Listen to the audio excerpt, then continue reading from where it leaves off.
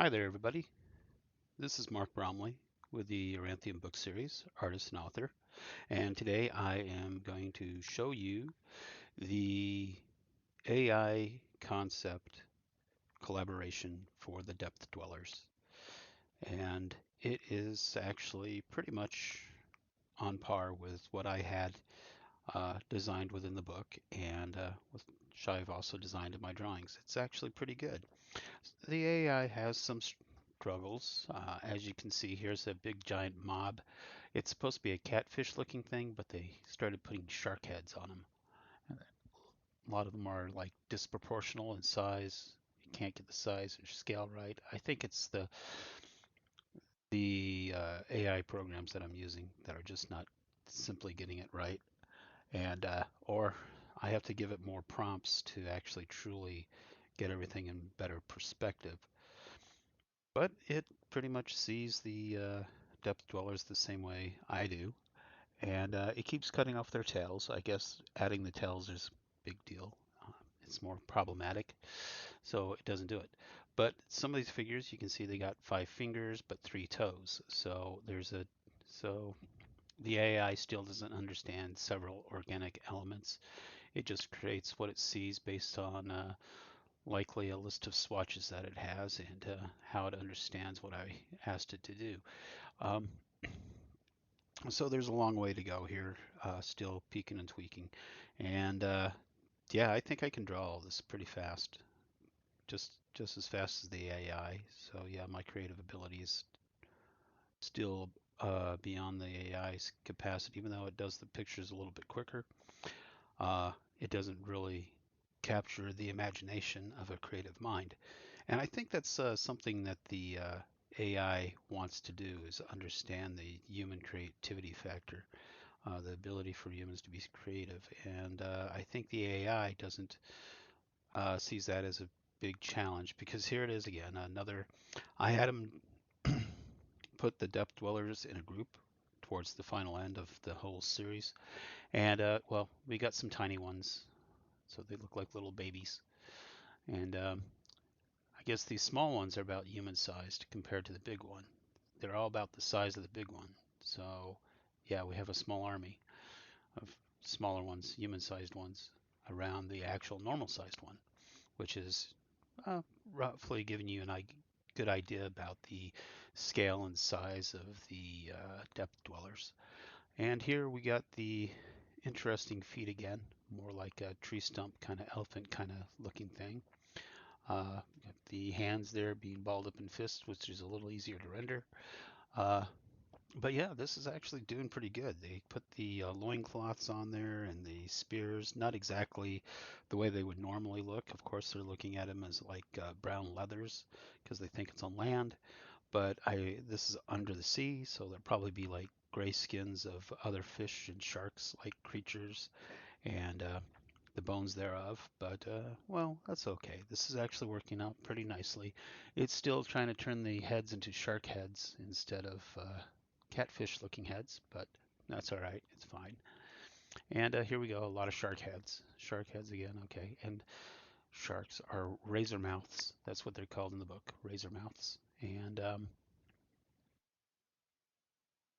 yeah, of course, planets would have a common fish type like sharks. Most planets, if you go to from one planet to the next planet, you're not going to really find really bizarre life forms. And I illustrate that in the Uranthium book series, that the reason why you're not going to find bizarre alien life, that if you find planets that are conducive to the same life forms that are on Earth, you're going to end up with a lot of life forms that look very common, very similar to what has evolved on Earth. Because DNA does not design itself in a unique way. It has its rules according to organic chemistry as to what it can define itself as, how it would shape itself from the very beginning of life to the addition of additional cells into more complex organisms, and how it would evolve would be very similar on every single planet that you go to. You're not going to see any real drastic, really bizarre, strange alien life forms on any planet. They're all going to be very common and very shaped, very similar to one another. And they'll be all kind of humanoid, likely, with limbs that you see here. You're not going to see all these really super fantastic type of creatures on any planet. Anywhere that you go in the system, they're all going to have some kind of very fundamental basic biology that is quite similar to what to any kind of life form that you will find on Earth. So that's something that I'm actually talking about within the book series as far as the elements of the life that you will find on the planet of Illusionmite. The only weird things that you might find would be concepts like the spiritual entities. They may be different because they're spiritual. They're not based on chemistry or biology. They're based on something much more stranger, much more alien, such as spirit. And those will be discussed a lot later. And here's some of the earlier renditions. This it was catching it pretty good. He got the fin on the back, fin on the arms, and I think it's a little comical in a way with the muscles here and stuff like that. Just made it look like an inflatable balloon. Just attach a bunch of balloons and make it inflated, and there you go. And but it did catch the catfish head thing with the little tentacles off the face of the mouth. I think the teeth are a little bit too sharp because it's going to be more flat instead of that sharp. But it's more menacing, I guess, making it sharp. And here's another one that it kind of got a little wrong. The arms are lumbering hulks. Probably took that from the Rancor from Star Wars. Who knows? And and it's a little squat on the legs, but it's an interesting design. And here's another one. This is one of the later ones. It actually did add the fishtail like I asked it to, and some of them did, some of them didn't. But it does have a fishtail. They have a little fishtail on the back that makes them a lot stronger at swimming. This one actually has 5 toes, so that's good, and it has 5 fingers. It doesn't have the claws on the fingers. It has an ordinary thumbnails, but it's supposed to actually have claws that come out of it. And it could use more of a bone structure of things that are like from the sea instead of on the land. And the leathers could be more grayish. And it's pretty interesting. So this was a good drawing. This was also an interesting drawing. Kind of looks predator-like, and it should. And I don't know, the looping. See, this is where it connected the whiskers coming off of the catfish. It looped them and connected them.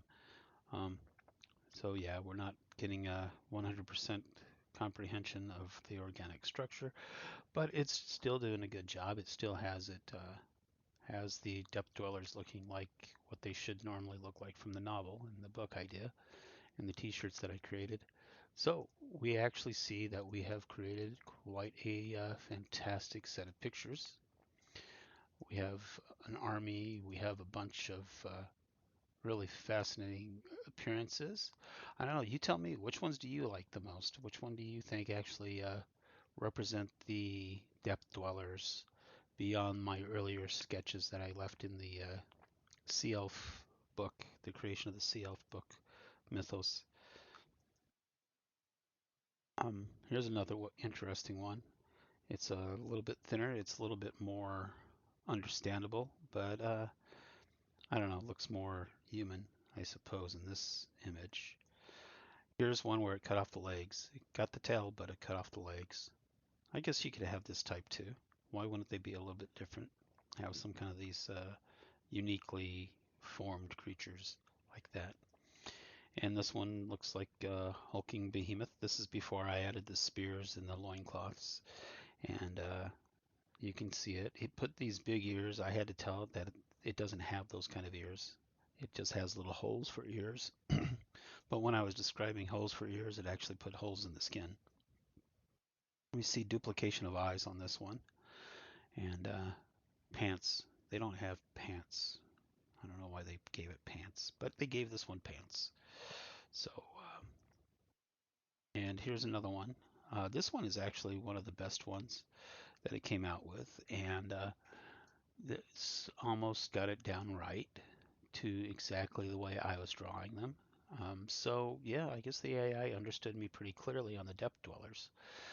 Um, I don't know, is that a common drawing or a common shape that people make for depth dwellers? Maybe. Now this one I was talking for holes for ears, and then it started Swiss cheesing the creation of the depth dwellers. And this one is like a creature from the Black Lagoon kind of thing. So okay, yes, yeah, that's pretty much what that looks like. But it has the claws on the hands, which made it kind of cool. But these would be black claws. They wouldn't be fleshy claws, but okay. And here's this one of the shark-like ones with a shark fin on the back and the leathers and stuff like that. So that looks pretty good. And then there's this one, kind of small, and that one. This one looks good too. This is a decent one, but it has the human skulls. I suppose. I guess they do run into the deep sea elves that are actually in the book as well.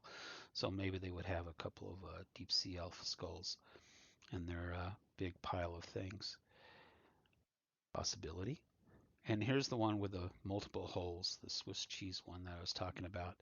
These are just supposed to be a little hole for an ear, but apparently it put ears everywhere on this thing, and it kind of looks like it has really deep holes, like it has some kind of disease or something, and it's all angry because it's all sick and stuff. Okay, and there's another one, a basic form of the depth dweller here. It has the tail, and that's pretty awesome. And these are actually all pretty good. So, like I said, back in the comments, just say which one with the timestamp that you like the most, that you think looks the most menacing or the most threatening. Like this one, he looks pretty menacing. Got the claws, that's good. It doesn't have his tail, but that's all right. Once I put on the loincloth, it kept cutting off the tails because it couldn't understand the loincloth and tail, um, how that would actually go together. So I suppose it was struggling with that idea. And it had some interesting shaped spears and things like that. And overall, it's just looking pretty good here. Now, I was trying to create the shaman uh, depth dweller. I, I was supposed to give it weight, but it didn't do that. It just kept it with a tight stomach right there. Didn't give it its tail, but it put eggs in its hand instead of a basket on its back. So yeah, I was having a hard time struggling with the frog type of looking thing with the earlier images. So I probably have to clear that to get the actual shaman of the depth dwellers. And here's the one with the tail again, which is good. This is a good rendition. The head's much too big, I think, for what I really can use for a depth dweller, but it's workable. I can work around that. They can be quite multifaceted in shape and design. Nothing says that they have to all look uniform. So yeah, this is an impressive one. I like that. Impressive stature if you would like a human looking up at one. Yeah, that'd probably be a good indicator of height and design of what these depth dwellers actually look like because they're from the very deep seas. And for some reason, there's a lot of giganticism in the deep seas. You would think with all that water pressure, everything would be small, but no, it tends to be like the opposite. Everything down below is a lot more massive because apparently it has something to do with the effective use of energy. The larger they are, the more effective they are at using energy. So, and they can resist the cold temperatures being larger, having a larger mass instead of a smaller mass. And so this is why there's a lot of giganticism going on in the deep sea. And that's why these things are like 2 or 3 times taller than a human being, uh, just because they are deep sea creatures. And this one is just a bodybuilder one, pretty boring. The shark face. Here's the shark head. We can have shark heads too. Uh, there's a possibility of integrating that as well. It's been centuries, so why not? The methods that they sire their youth could have inadvertently interacted with the razor mouths and creating shark-like depth dwellers. And another shark head one. And back to the depth dwellers again.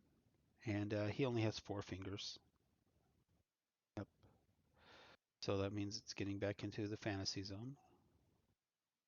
Another 4 fingers. 5 fingers and 4 fingers. So it has 4 fingers on one hand, 5 fingers on the other. So yeah, it's struggling. And here's another grouping of sharks and shark-headed depth dwellers on the land, and that has more of an action pose to it, I suppose.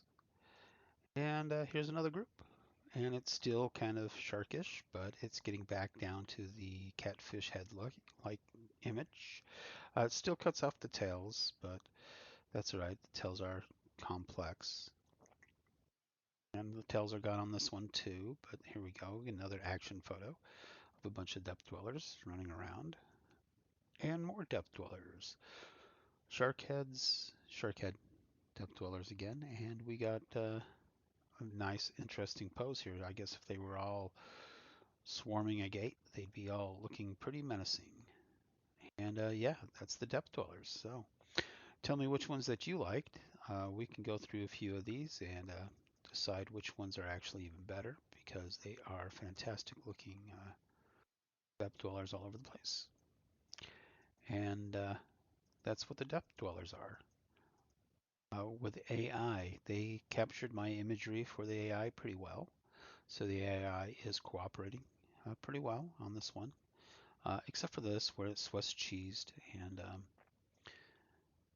it struggled a bit, but it created the perfect warrior right here. One of the perfect or more better warriors out of all these images. And we continue on, and here's the first one. So it got it from the start, but I think it over bulked the body a little bit too much, like a bodybuilder. Uh, they are strong, they are powerful looking, but they're not really bodybuilders. They're just more ordinarily large and physically fit type creatures because they swim a lot.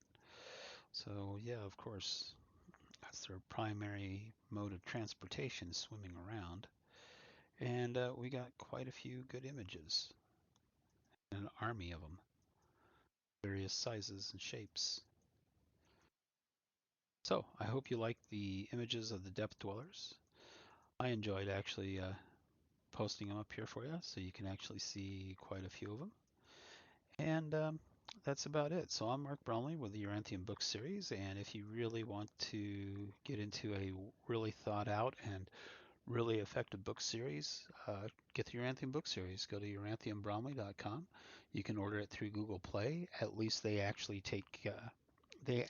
do uh, provide a good quality service. So I do actually highly recommend them. And the AI that I'm using here, Chatgpt Dall E 3E, I mean, it seems pretty easy to understand what I'm illustrating in my book. So if I can tell an AI what my basic image looks like from uh, the dialogue that I use in my book to describe certain elements, it's going to be pretty easy and the AI has no problem generating any images to that extent. It should be no problem for anybody reading the book to actually truly understand what I'm talking about. So I'm glad that that kind of instant imaginative translation is working out quite well. Well, you all have a great day. I'll talk to you later, and I'll introduce more of the Uranthium book series to you in a later video. Thank you, and I hope to see you guys at a upcoming convention in October.